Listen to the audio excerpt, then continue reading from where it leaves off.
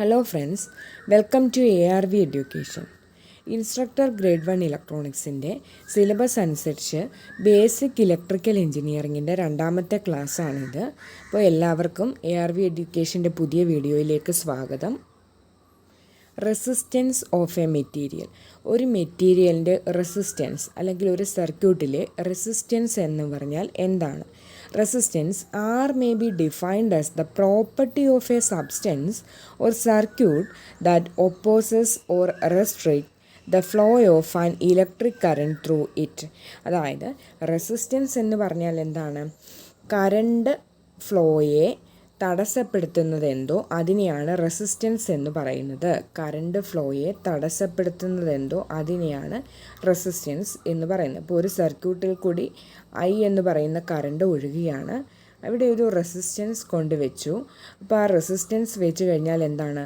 പിന്നെ ആ റെസിസ്റ്റൻസിൽ കൂടി കടന്ന് ആ റെസിസ്റ്റൻസിനപ്പുറം എത്തുന്ന കറണ്ട് എന്ന് പറയുന്നത് ഇവിടുത്തെ ഐയേക്കാളും കുറവായിരിക്കും ഇവിടെ കിട്ടുന്ന I എന്ന് പറയുന്ന കറണ്ട്. അപ്പോൾ എന്താണ് ഈ റെസിസ്റ്റൻസ്? എന്താണ് അവിടെ? ഇവിടുത്തെ ആ കറണ്ട് ഫ്ലോയെ തടസ്സപ്പെടുത്തി. അപ്പോൾ കറണ്ട് ഫ്ലോയെ തടസ്സപ്പെടുത്തുന്നത് എന്തോ അതാണ് റെസിസ്റ്റൻസ്. അപ്പോൾ റെസിസ്റ്റൻസ് എന്ന് പറഞ്ഞാൽ പ്രോപ്പർട്ടിയാണ്. അത് ഒരു സബ്സ്റ്റൻസിൻ്റെ പ്രോപ്പർട്ടിയാണ്, അല്ലെങ്കിൽ ഒരു സർക്യൂട്ടിലെ അത് എന്താണ് ചെയ്യുന്നത്? Opposes or restrict the flow of an electric current through it. അതിൽ കൂടി ഒഴുകുന്ന ഇലക്ട്രിക് കറണ്ടിൻ്റെ ഫ്ലോയെ തടസ്സപ്പെടുത്തുന്നു. ഇറ്റ്സ് യൂണിറ്റ് ഈസ് ഓം. ഓമിലാണ് ഇതിൻ്റെ യൂണിറ്റ്. ഇനി conductors have A less resistance than insulators. Conductors എന്ന് പറഞ്ഞാൽ നമുക്കറിയാം അല്ലേ, നന്നായിട്ട് കറണ്ട് ഫ്ലോയെ അനുവദിച്ചു കൊടുക്കും. അപ്പോൾ കണ്ടക്റ്റ് ചെയ്യും നന്നായിട്ട്. അപ്പോൾ അത് കണ്ടക്ടേഴ്സിന് റെസിസ്റ്റൻസ് എന്താണ്? വളരെ കുറവായിരിക്കും. എങ്കിലല്ലേ നന്നായിട്ട് കറണ്ട് കടന്നു പോകത്തുള്ളൂ. ഇൻസുലേറ്റേഴ്സിനോ വളരെ ഹൈ റെസിസ്റ്റൻസ് ആണ്, അതായത് കണ്ടക്റ്റ് ചെയ്യത്തില്ല ഇൻസുലേറ്റേഴ്സ്. അപ്പോൾ എന്താണ്? വെരി ഹൈ റെസിസ്റ്റൻസ് ആണ് ഇൻസുലേറ്റേഴ്സിന്. ഇനി സെമി കണ്ടക്ടേഴ്സിനാണെങ്കിൽ കണ്ടക്ടേഴ്സിൻ്റെയും ഇൻസുലേറ്റേഴ്സിൻ്റെയും മിഡിലിലാണ് സെമി കണ്ടക്ടേഴ്സിൻ്റെ സ്ഥാനം. അത് നമുക്ക് നോക്കാം. അതിനു മുമ്പ് the resistance of a material depend upon the following factors. അപ്പോൾ എന്താണ്? റെസിസ്റ്റൻസ് താഴെ തന്നിരിക്കുന്ന 4 ഫാക്ടർ റെസിസ്റ്റൻസിനെ ഡിപ്പെൻഡ് ചെയ്യും. ആ ഫാക്ടർ എന്തൊക്കെയാണ്? Length, area of cross section, nature of material, temperature. അപ്പോൾ ഈ ലെങ്തും ഏരിയയും ടെമ്പറേച്ചർ ഇതൊക്കെ എങ്ങനെയാണ് റെസിസ്റ്റൻസിനെ ഡിപ്പെൻഡ് ചെയ്യുന്നതെന്ന് നമുക്ക് നോക്കാം. അതിനു മുമ്പ് ഒരു കാര്യം കൂടി പറഞ്ഞോട്ടെ. റെസിസ്റ്റൻസിൻ്റെ സിമ്പൽ ഇതാണ്. R എന്നാണ് നമ്മൾ റെസിസ്റ്റൻസ് ഡിനോട്ട് ചെയ്യുന്നത്. അല്ലെങ്കിൽ ഒരു ലെറ്റർ R ആണ് ഉപയോഗിക്കുന്നത്. ഇതാണ് ഇതിൻ്റെ സിമ്പൽ. ഓമിലാണല്ലോ നമ്മൾ, അതിൻ്റെ യൂണിറ്റ് ഓം അല്ലേ. അപ്പോൾ ഓം ഇങ്ങനെ എഴുതും. ഓം എന്ന് പറയുന്നത് ഇത് ഓം എന്നാണ് പറയുന്നത്. അപ്പോൾ അതൊക്കെ എല്ലാവർക്കും അറിയാവുന്ന കാര്യങ്ങളാണ്. എങ്കിലും നമ്മൾ ബേസിക്കായിട്ട് പഠിച്ചു പോകുമ്പം എല്ലാ പോയിൻറ്റും വിടാതെ എല്ലാം ഒന്നുകൂടി ഒന്ന് റിവൈസ് ചെയ്ത് പഠിക്കുക. അപ്പോൾ loss of resistance, first one എന്താണ്? Nature of the material. അപ്പോൾ റെസിസ്റ്റൻസിനെ നേച്ചർ ഓഫ് ദി മെറ്റീരിയൽ, ആ നേച്ചർ എന്ന് പറഞ്ഞാൽ ഡിപ്പെൻഡ് ചെയ്യും. അതായത് നമ്മൾ പഠിച്ചു കണ്ടക്ടേഴ്സ് ആണെങ്കിൽ എന്താണ്? റെസിസ്റ്റൻസ് വളരെ കുറവാണ്. ഇൻസുലേറ്റേഴ്സ് ആണ് റെസിസ്റ്റൻസ് ഹൈ ആണ്. അപ്പോൾ ഇങ്ങനെ കണ്ടക്ടേഴ്സിന് റെസിസ്റ്റൻസ് കുറവ്, ഇൻസുലേറ്റേഴ്സിന് റെസിസ്റ്റൻസ് ഹൈ. അപ്പോൾ അങ്ങനെ ആ മെറ്റീരിയലിൻ്റെ നേച്ചർ, അത് കണ്ടക്ടർ ആയതുകൊണ്ടല്ലേ അതിന് റെസിസ്റ്റൻസ് കുറവെന്ന് പറഞ്ഞ്. അപ്പോൾ ആ കണ്ടക്ടറാണോ ഇൻസുലേറ്ററാണോ അത് ആ മെറ്റീരിയലിൻ്റെ നേച്ചറാണ് അല്ലേ. ആ നേച്ചർ ഏത് ടൈപ്പാണ്, അതായത് ആ നേച്ചർ എങ്ങനത്തെയാണ്, അത് ഡിപ്പെൻഡ് ചെയ്യും ഈ റെസിസ്റ്റൻസിനെ. അപ്പോൾ കണ്ടക്റ്റിംഗ് നേച്ചറുള്ള കണ്ടക്ടേഴ്സ് ആണെങ്കിൽ റെസിസ്റ്റൻസ് കുറവ്. അപ്പം ഈ നേച്ചറിനനുസരിച്ച് റെസിസ്റ്റൻസ് അവിടെ വ്യത്യാസപ്പെടും. അപ്പം നേച്ചർ ഓഫ് ദി മെറ്റീരിയൽ എന്ന് പറയുന്നത് അവിടെ ഡിപ്പെൻഡ് ചെയ്യുന്നുണ്ട്. Resistance of a material depend on the nature of that material. കണ്ടക്ടറിന് എന്താണ്? Low resistance. സെമി കണ്ടക്ടറിനെയോ in between that of a good conductor and an insulator. അതായത് സെമി കണ്ടക്ടർ എന്ന് പറഞ്ഞാൽ പാർഷ്യലി കണ്ടക്ട് ചെയ്യും. അപ്പം അത് സെമി കണ്ടക്ടർ എന്ന് പറഞ്ഞാൽ ഇൻസുലേറ്ററായിട്ടിരിക്കും. പിന്നെ ചില കാര്യങ്ങളൊക്കെ അതിൽ ചെയ്ത് കഴിയുമ്പോൾ അത് കണ്ടക്ട് ചെയ്യാൻ തുടങ്ങും. അതുകൊണ്ട് കണ്ടക്ടറും അല്ലെന്നാൽ ഇൻസുലേറ്ററുമല്ല. അപ്പോൾ എന്താണ്? കണ്ടക്ടറിൻ്റെയും ഇൻസുലേറ്ററിൻ്റെയും മിഡിലാണ് സെമി കണ്ടക്ടറിൻ്റെ സ്ഥാനം. അപ്പം സെമി കണ്ടക്ടർ എന്ന് പറഞ്ഞാൽ in between that of a good conductor and an insulator ആണ്, അതിനിടയിലിരിക്കും. അടുത്തത് എമംഗ് ദ കണ്ടക്ടേഴ്സിൻ്റെ കൂട്ടത്തിൽ തന്നെ പല ടൈപ്പ് കണ്ടക്ടേഴ്സ് ഇല്ലേ, ഗോൾഡ് ഉണ്ട്, കോപ്പർ ഉണ്ട്, അങ്ങനെ ഒരുപാട് ടൈപ്പ് ഉണ്ടല്ലേ. അപ്പോൾ ആ ഗോൾഡ്, കോപ്പർ അങ്ങനെ പല ടൈപ്പ് കണ്ടക്ടേഴ്സിൽ ഗോൾഡിനാണ് ലോ റെസിസ്റ്റൻസ് ഉള്ളത്. ഗോൾഡിന് ലോ റെസിസ്റ്റൻസ് ഉണ്ട് എന്ന് പറഞ്ഞാൽ അതിനർത്ഥം എന്താണ്? ഗോൾഡ് എന്ന് പറയുന്നത് ഒരു ബെസ്റ്റ് കണ്ടക്ടറാണ് അല്ലേ. ഗോൾഡിന് ലോ റെസിസ്റ്റൻസ് ആണ്. അപ്പം ഗോൾഡ് എന്ന് പറയുന്നത് എന്താണ്? ബെസ്റ്റ് കണ്ടക്ടറാണ് അല്ലേ. ഇനി റെസിസ്റ്റൻസ് ഓഫ് ഡ്രൈ എയറിൻ്റെ ശ്രദ്ധിക്കുക, ഡ്രൈ എയർ ആണ്. ഈ പോയിൻ്റൊക്കെ ഒന്ന് നോട്ട് ചെയ്യണം കേട്ടോ. ഇത് എക്സാമിന് ഒരുപാട് പ്രാവശ്യം ചോദിച്ചിട്ടുള്ളതാണ്. Dry എയറിൻ്റെ resistance എത്രയാണെന്നൊക്കെ, എങ്ങനെയാണെന്നൊക്കെ. അപ്പം ഡ്രൈ എയറിൻ്റെ റെസിസ്റ്റൻസ് എങ്ങനെയാണ്? ഇൻഫിനിറ്റിയാണ്. ഇൻഫിനിറ്റി എന്ന് പറഞ്ഞാൽ എന്താണ്? ഒരുപാടുണ്ട്. അപ്പോൾ എന്താണ്? ദെയർഫോർ ഡ്രൈ എയർ എന്ന് പറഞ്ഞാൽ എന്തോ ഏറ്റവും വളരെ കൂടുതൽ റെസിസ്റ്റൻസ് അല്ലേ. അപ്പോൾ എന്താണ്? റെസിസ്റ്റൻസ് കൂടുതലാകുമ്പോൾ എന്താണ്? അത് കടത്തി വിടത്തേയില്ല കറണ്ടിനെ. അതായത് ബെസ്റ്റ് ഇൻസുലേറ്ററാണ് ഡ്രൈ എയർ. അപ്പം ഡ്രൈ എയർ ബെസ്റ്റ് ഇൻസുലേറ്ററും ഗോൾഡ് ബെസ്റ്റ് കണ്ടക്ടറുമാണ്. ആ പോയിൻ്റൊക്കെ ഒന്ന് നോട്ട് ചെയ്യുക. ടെമ്പറേച്ചർ, രണ്ടാമത്തെ ഫാക്ടറാണ് temperature. The resistance of a material depends on its temperature. ടെമ്പറേച്ചറിനെ ഡിപ്പെൻഡ് ചെയ്യുന്നുണ്ട്. അപ്പം the resistance of electrolyte, semi conductors and insulators decreases with increase in temperature. അതായത് ഒരു മെറ്റീരിയലിൻ്റെ എന്താണ് റെസിസ്റ്റൻസ് എന്ന് പറഞ്ഞാൽ അതിൻ്റെ ടെമ്പറേച്ചറിനെ ഡിപ്പെൻഡ് ചെയ്യുന്നുണ്ട്. ഇലക്ട്രോലൈറ്റ്, സെമി കണ്ടക്ടേഴ്സ്, ഇൻസുലേറ്റേഴ്സ്, ഈ മൂന്ന് കേസിൽ, ഇതിൻ്റെ മൂന്നിൻ്റെയും കേസിൽ എന്താണ്? അതിൻ്റെ റെസിസ്റ്റൻസ് ടെമ്പറേച്ചർ കൂടുന്നതിനനുസരിച്ച് റെസിസ്റ്റൻസ് കുറയുകയാണ്. ആ പോയിൻ്റ് നോട്ട് ചെയ്യുക. ബട്ട് ദ റെസിസ്റ്റൻസ് ഓഫ് കണ്ടക്ടറിൻ്റെ കേസിലോ resistance increases with increase in temperature. Temperature കൂടുന്നതിനനുസരിച്ച് റെസിസ്റ്റൻസ് കൂടുകയാണ്. അപ്പോൾ എന്താണ്? ടെമ്പറേച്ചർ കൂടുന്നതിനനുസരിച്ച് റെസിസ്റ്റൻസ് കുറയുകയാണെങ്കിൽ അതിനെ എന്തു പറയാം? ഈ കേസ് ആണെങ്കിൽ അതിനെ എന്തു പറയാം? അത് negative temperature coefficient of resistance. Temperature കൂടുന്നതിനനുസരിച്ച് റെസിസ്റ്റൻസ് കൂടുകയാണെങ്കിൽ അത് positive temperature coefficient of resistance. അപ്പോൾ ഇലക്ട്രോലൈറ്റും സെമി കണ്ടക്ടേഴ്സും ഇൻസുലേറ്റേഴ്സിനും എന്താണ്? Negative temperature coefficient of resistance ആണ്. പക്ഷേ കണ്ടക്ടറിന് ടെമ്പറേച്ചർ കൂടുന്നതിനനുസരിച്ച് റെസിസ്റ്റൻസ് കൂടി, ഈ കേസാണ്. അപ്പോൾ positive temperature coefficient of resistance ആണ് കണ്ടക്ടറിന്. അത് ഒന്ന് നോട്ട് ചെയ്യുക. Negative temperature coefficient of resistance NTC എന്നും മറ്റേ PTC എന്നും പറയും കേട്ടോ, positive temperature coefficient of resistance. അപ്പം അതൊക്കെ ഒന്ന് നോട്ട് ചെയ്യുക. അതൊക്കെ എക്സാമിന് ചോദിച്ചിട്ടുള്ളതാണ്, അതുകൊണ്ട് റിപ്പീറ്റഡ് ആയിട്ടൊക്കെ ചോദിക്കുന്നതാണ് അതൊക്കെ. അടുത്ത ലെങ്ത് ഓഫ് എ മെറ്റീരിയൽ, അതായത് റെസിസ്റ്റൻസിനെ ഡിപ്പെൻഡ് ചെയ്യുന്ന മറ്റൊരു ഫാക്ടറാണ് ലെങ്ത്. അതായത് റെസിസ്റ്റൻസ് ഓഫ് എ മെറ്റീരിയൽ എന്ന് പറയുന്നത് ഡയറക്ട്ലി പ്രൊപ്പോർഷണൽ ടു ലെങ്ത് ആണ്. അപ്പം ലെങ്ത് കൂടുന്നതിനനുസരിച്ച് റെസിസ്റ്റൻസ് കൂടും, ലെങ്ത് കുറയുന്നതിനനുസരിച്ച് റെസിസ്റ്റൻസ് കുറയും. കാരണം എന്താണ്? Directly proportional to the length ആണ് റെസിസ്റ്റൻസ് അല്ലേ. അപ്പോൾ റെസിസ്റ്റൻസ് ഡയറക്ട്ലി പ്രൊപ്പോർഷണൽ ആയതുകൊണ്ട് എന്താണ്? ഒരു ലെങ്ത് കൂടുവാണെങ്കിൽ റെസിസ്റ്റൻസ് കൂടും, കുറയുവാണെങ്കിൽ റെസിസ്റ്റൻസ് കുറയും. അപ്പോൾ R is proportional to L. അടുത്തത് area of cross section of that material. അപ്പോൾ ഏരിയ ഓഫ് ക്രോസ് സെക്ഷൻ എന്ന് പറഞ്ഞാൽ resistance of a material is inversely proportional to the area of cross section of that material. അപ്പോൾ area of cross section inversely proportional ആണ്. അപ്പോൾ R is proportional to L എന്ന് നമ്മൾ എഴുതിയതിൻ്റെ കൂട്ട് R is proportional to A എന്ന് എഴുതാനൊക്കത്തില്ല. കാരണം എന്താണ്? Inversely proportional. അതുകൊണ്ട് എന്തോ ചെയ്യും? R is proportional to 1/A എന്ന് നമുക്ക് എഴുതാം. അപ്പോൾ ഈ ഇക്വേഷനും മുമ്പേ നമ്മൾ എഴുതിയില്ലേ, R is proportional to L. ഈ രണ്ട് ഇക്വേഷനും കൂടെ ഒന്ന് ജോയിൻ ചെയ്യുവാണെങ്കിൽ നമുക്ക് എന്ത് കിട്ടും? R is proportional to L/A എന്ന് കിട്ടും അല്ലേ. അപ്പോൾ ലെങ്തിന് directly proportional, area of cross section inversely proportional. അപ്പോൾ ഇങ്ങനെ ഒരു ഇക്വേഷൻ നമുക്ക് കിട്ടും. ഈ ഇക്വേഷനകത്തുനിന്ന്, ആ ഇക്വേഷനാണ് ഇവിടെ എഴുതിയിരിക്കുന്ന ഈ ഒരു ഇക്വേഷൻ, ഇതിനകത്തുനിന്ന് ഈ പ്രൊപ്പോർഷണാലിറ്റി സൈൻ മാറ്റി ഈക്വലാക്കി കഴിയുമ്പോൾ എന്താണ്? R is equal to, proportionality മാറ്റുമ്പോൾ നമ്മളൊരു കോൺസ്റ്റൻറ്റ് കൊണ്ട് ഇൻറ്റു ചെയ്യും. A constant into L/A, a constant into L/A എന്ന് കിട്ടി. ഇവിടെ കണ്ടു, R is equal to a constant into L/A. ഇവിടെ ആ കോൺസ്റ്റൻറ്റിന് കാണിച്ചിരിക്കുന്നത് ഇങ്ങനൊരു ഒരു ചിഹ്നമാണ്. ദാ ഇങ്ങനെ, അത് ആ ടെക്സ്റ്റിൽ അങ്ങനെ ആയിപ്പോയത് കൊണ്ടാണ് ശരിക്കും ഇവിടെ റോയാണ് വരുന്നത് കേട്ടോ. അപ്പോൾ റോ എന്ന് പറയുന്നതാണ് ദാ ഇത്. അപ്പോൾ ആ കോൺസ്റ്റൻ്റ് അവിടുത്തെ റോയാണ്. R is equal to rho L by A എന്ന് കിട്ടി. ഇതാണ് റോ.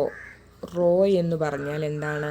സ്പെസിഫിക് റെസിസ്റ്റൻസ് അല്ലെങ്കിൽ റെസിസ്റ്റിവിറ്റിയാണ് റോ. അപ്പം സ്പെസിഫിക് റെസിസ്റ്റിവിറ്റി ഓഫ് ദാറ്റ് മെറ്റീരിയലാണ് റോയ്, RHO റോ.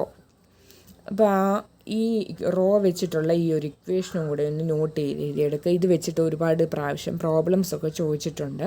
ഇനി നമുക്ക് സ്പെസിഫിക് റെസിസ്റ്റൻസ് ഓർ റെസിസ്റ്റിവിറ്റി എന്താണെന്ന് നോക്കാം. Specific resistance or resistivity of a material is defined as the resistance of that material of unit length, that is 1 meter, and unit area of cross section, that is 1 meter square. അതായത് ഒരു മെറ്റീരിയലിൻ്റെ specific resistance അല്ലെങ്കിൽ resistivity എന്ന് പറഞ്ഞാൽ എന്താണ്? Unit ലെങ്തും unit area of cross സെക്ഷനും എടുക്കുകയാണ്. അതായത് 1 മീറ്റർ ലെങ്തും unit area of cross section എന്ന് പറയുമ്പോൾ 1 metre squared area of cross സെക്ഷനിലുമുള്ള ആ മെറ്റീരിയലിൻ്റെ റെസിസ്റ്റൻസ് ആണ് സ്പെസിഫിക് റെസിസ്റ്റൻസ് ഓർ റെസിസ്റ്റിവിറ്റി. അപ്പോൾ ഏതൊരു മെറ്റീരിയൽ ആണെങ്കിലും ആ മെറ്റീരിയലിൻ്റെ യൂണിറ്റ് ഏരിയ ഓഫ് ക്രോസ് സെക്ഷനിലും യൂണിറ്റ് ലെങ്തിലുമുള്ള റെസിസ്റ്റൻസ് ആണ് സ്പെസിഫിക് റെസിസ്റ്റൻസ് ഓർ റെസിസ്റ്റിവിറ്റി. അതല്ലെങ്കിൽ നമുക്ക് ഈ യൂണിറ്റ് ലെങ്ത് എന്നും unit area of cross section എന്നും പറഞ്ഞു കഴിഞ്ഞാൽ മറ്റൊരു രീതി പറയാമല്ലോ, യൂണിറ്റ് ക്യൂബ് അല്ലേ? അതായത് ക്യൂബ് യൂണിറ്റ്, ഒരു ക്യൂബ് യൂണിറ്റിലുള്ള മെറ്റീരിയലിൻ്റെ റെസിസ്റ്റൻസ് എന്ന് വേണമെങ്കിലും പറയാം. അപ്പോൾ എന്താണ്? Specific resistance of a material is the resistance of unit cube of that material. ഒരു ക്യൂബ് യൂണിറ്റിലുള്ള ആ മെറ്റീരിയലിൻ്റെ റെസിസ്റ്റൻസ് ആണ് സ്പെസിഫിക് റെസിസ്റ്റൻസ്. ഇത് ഈ രണ്ട് രീതി എങ്ങനെ വേണമെങ്കിലും പറയാം. അടുത്തത് നമുക്ക് ഇതിൽ നിന്ന് സ്പെസിഫിക് റെസിസ്റ്റൻസ് റോ ആണെന്ന് അറിയാമല്ലോ. ആറിൻ്റെ ഇക്വേഷനെ നമ്മൾ കണ്ടുപിടിച്ച് വെച്ചിട്ടുള്ളൂ. ഇനിയും റോ സ്പെസിഫിക് റെസിസ്റ്റൻസ് അല്ലെങ്കിൽ റെസിസ്റ്റിവിറ്റിയുടെ ഇക്വേഷനും കൂടെ നമുക്ക് ഒന്ന് കണ്ടുപിടിക്കണം. അപ്പം ഫ്രം ലോസ് ഓഫ് റെസിസ്റ്റൻസിൽ എന്താണ് നമ്മൾ പഠിച്ചത്? R = rho L by A എന്നായിരുന്നു. അതിൻ്റെ അകത്തുനിന്ന് നമുക്ക് റോയുടെ ഇക്വേഷൻ കണ്ടുപിടിക്കണം. റോയുടെ ഇക്വേഷൻ നമുക്ക് എഴുതാം. റോ = അപ്പം എങ്ങനെ റോയുടെ ഇക്വേഷൻ എഴുതുന്നത്? ഇത് രണ്ടും കൂടെ മൾട്ടിപ്ലൈ ചെയ്യണം. അപ്പോൾ എന്താണ്? റോയൽ = RA എന്ന് കിട്ടും അല്ലേ? റോയൽ ഇത് ഒരിടത്ത് വന്നു, ഇത് രണ്ടും കൂടെ മൾട്ടിപ്ലൈ ചെയ്തു. അപ്പോൾ എന്താണ്? Rho L = RA. അതിൽ നിന്ന് റോ = എന്തോ വരും? RA divided by L. ഈ L ഇങ്ങോട്ട് പോയി അല്ലേ? അപ്പോൾ RA ഡിവൈഡ് ബൈ L എന്ന് കിട്ടി. ഇതാണ് rho = RA divided by L. അപ്പോൾ ഇവിടുത്തെ ഈ ചിഹ്നത്തിന് പകരം നമ്മളുടെ ആ റോ തന്നെ ഇട്ട് വേണം എഴുതിയെടുക്കാനേ. അപ്പോൾ rho = RA divided by L. ഇതാണ് സ്പെസിഫിക് റെസിസ്റ്റൻസ് ഓർ റെസിസ്റ്റിവിറ്റിയുടെ ഇക്വേഷൻ. ഇനി R എന്താണ്? ഇവിടെ റെസിസ്റ്റൻസ് ആണ്. റെസിസ്റ്റൻസ് എങ്ങനെ മെഷർ ചെയ്യുന്നു? ഓമിൽ മെഷർ ചെയ്യുന്നു. ഏരിയ ഓഫ് ക്രോസ് സെക്ഷൻ ആണ്. ഏരിയ ഓഫ് ക്രോസ് സെക്ഷൻ എങ്ങനെയാണ്? മീറ്റർ സ്ക്വയറിലാണ് എക്സ്പ്രസ് ചെയ്യുന്നത്. അടുത്തത് L ലെങ്ത് ആണ്. ലെങ്ത് എങ്ങനെയാണ്? മീറ്ററിലാണ് എടുക്കുന്നത്. അപ്പോൾ ഇതാണ് specific resistance or resistivity of that material എന്ന് പറയുന്നത്. അടുത്തത് യൂണിറ്റ് ഓഫ് സ്പെസിഫിക് റെസിസ്റ്റൻസ്. അപ്പം നമ്മൾ സ്പെസിഫിക് റെസിസ്റ്റൻസിൻ്റെ ഇക്വേഷൻ വരെ കണ്ടുപിടിച്ച് വെച്ചല്ലേ? റോ = RL ബൈ എ എന്ന് നമ്മൾ ഇക്വേഷൻ വരെ, RA ബൈ L എന്ന് നമ്മൾ ഇക്വേഷൻ വരെ കണ്ടുപിടിച്ചു. റോ = RA ബൈ L എന്നുള്ള ഇക്വേഷൻ വരെ കണ്ടുപിടിച്ചു. ഇനി ഇതിൻ്റെ യൂണിറ്റ് എങ്ങനെയാണ് കണ്ടുപിടിക്കുന്നത്? ഇതാ ഓരോന്നിൻ്റെ യൂണിറ്റ് ഇവിടെ ഇട്ട് കൊടുക്കാം. നമുക്കറിയാം ആറിൻ്റെ യൂണിറ്റ് അറിയാം. R എങ്ങനെയാണ്? ഓമിലാണ് എക്സ്പ്രസ് ചെയ്യുന്നത്. A എങ്ങനെയാണ്? മീറ്റർ സ്ക്വയറിലാണ്. L എങ്ങനെയാണ്? മീറ്ററിലാണ്. ഇതിൻ്റെ അകത്ത് ഒരു എമ്മും ഇവിടുത്തെ ഒരു എമ്മും കൂടെ പോയി കഴിയുമ്പോൾ എന്തോ കിട്ടുന്നു? ഓം മീറ്റർ എന്ന് കിട്ടുന്നു. അപ്പോൾ ഓം മീറ്റർ ഇതാണ് സ്പെസിഫിക് റെസിസ്റ്റൻസ് ഓർ റെസിസ്റ്റിവിറ്റിയുടെ യൂണിറ്റ്, ഓം മീറ്റർ. ഇനി നമുക്ക് കുറച്ച് ഇമ്പോർട്ടൻറ്റ് യൂണിറ്റ്സ് പഠിക്കാം. ഓം എന്ന് പറഞ്ഞാൽ എന്താണ്? നമുക്കറിയാം റെസിസ്റ്റൻസിൻ്റെ യൂണിറ്റാണ് ഓം എന്ന് പറയുന്നത്. A conductor is said to possess a resistance of 1 ohm when a current of 1 ampere flows through it by the application of 1 volt across it. അതായത് ഒരു 1 ഓം റെസിസ്റ്റൻസ് അവിടെ ഉണ്ടാകുന്നു എന്ന് പറയുന്നത് എപ്പോഴാണ്? 1 വോൾട്ട് അവിടെ അപ്ലൈ ചെയ്യുമ്പോൾ, വോൾട്ടേജ് അവിടെ എത്രയാണ്? 1 വോൾട്ട് അവിടെ അപ്ലൈ ചെയ്യുന്നു. ആ സർക്യൂട്ടിൽ കൂടി 1 ആംപിയർ കറണ്ട് ഫ്ലോ ചെയ്യുന്നു. അപ്പോഴാണ് അവിടെ എന്തുണ്ടാകുന്നത്? 1 ഓം റെസിസ്റ്റൻസ് അവിടെ പോസസ് ചെയ്യുന്നത്. അതെങ്ങനെയാണെന്ന് വെച്ചാൽ V/I = R എന്ന് പറയുന്ന ഓംസ് ലോ നമുക്കറിയാം അല്ലേ?